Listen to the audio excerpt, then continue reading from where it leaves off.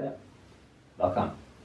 For the past few lessons, we've been talking about buoyancy, how we could create, maintain, and manage that extra energetic lift inside the body using the breath and some subtle adjustment in the spine and the hips in movements where we wanted to rise from the pull of gravity, that floating action, jumping, arm balancing, yes, in all asanas actually, all elements, even meditation later on, because when we meditate later on, we want to keep the energy rising higher up. Yeah. So, but for today we will be applying that in an inversion.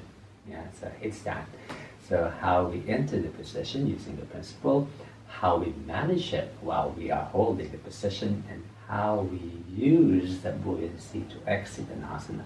Definitely the exit is very important, because when you're inverted like that, your body is hanging up in the air, and then when you release your hips and legs, inevitably the weight of your body will pour down here, and you don't want that. So by creating that extra lift inside, when you release a position, it feels really light. It feels like you're floating even if you are releasing the asana already. Alright, so let's try that.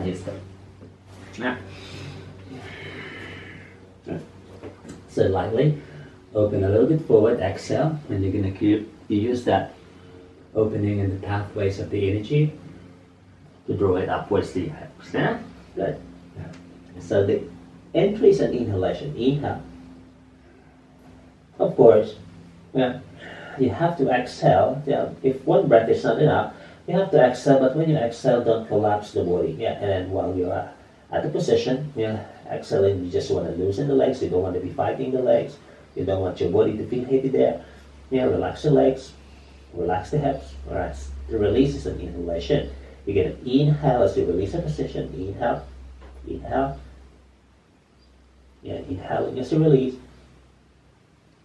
Feels light. Really light inside. And you just exhale when your toes land the ground. Inhale, push. And exhale, walk back. And place your knees to the ground. Yes. Light, supported from the entry, holding, exiting the position. Actually, it feels like you're floating all throughout the process. So try that one. It will really make a huge difference in the practice of an inversion. And when you're able to feel that buoyancy support you all the way, asanas, elements, all of these deep ones, complex ones, would serve their purpose in many levels and ways of the practice. Meditation later on as well. See you in the next round. Namaste.